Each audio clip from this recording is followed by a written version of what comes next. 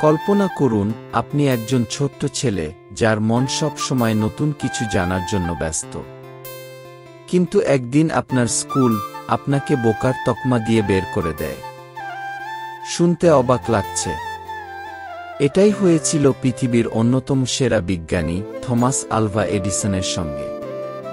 Thomas Edison ছিলেন খুব কৌতূহলী।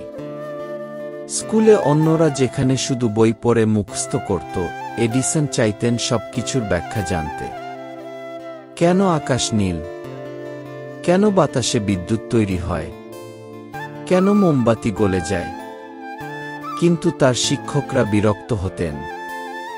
একদিন তারা তার হাতে একটা চিঠি ধরিয়ে দিয়ে বললেন, এটা তোমার মায়ের হাতে দাও।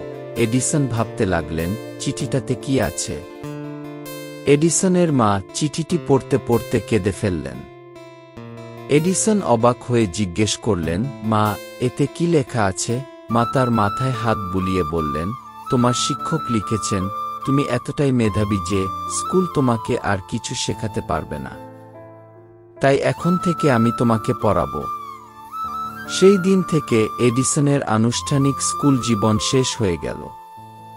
কিন্তু তার শেখার ইচ্ছা কমল না। বছর গড়ালো, এডিসন রাত দিন মায়ের তত্ত্বাবধানে কঠোর পরিশ্রম করতে লাগলেন।